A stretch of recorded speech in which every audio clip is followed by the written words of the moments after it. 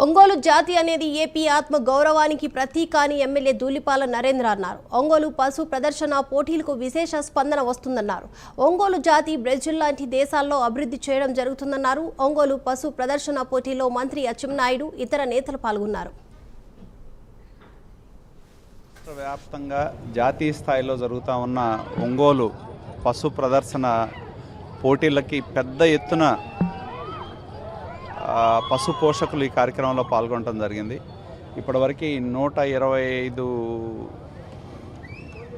జతలు ఈ పోటీల్లో పాల్గొన్నాయి. దాదాపు రేపటితో చూసుకుంటే 150 దాకా పూర్తవుతాయి. ఇక్కడ చక్కగా నిర్వాహకులు ఎవరైతే ఉన్నారో రాష్ట్రంలో ఎక్కడా జరగని విధంగా బ్రహ్మాండమైన ఏర్పాట్లు, గ్యాలరీ చూశారు.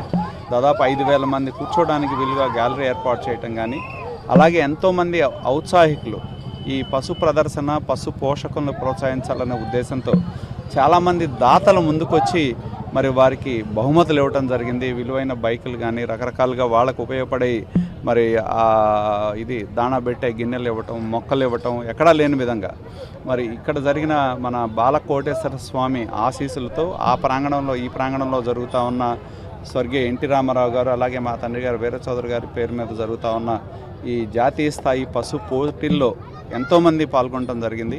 ఎంతోమంది దీనిలో భాగస్వాములయ్యారు.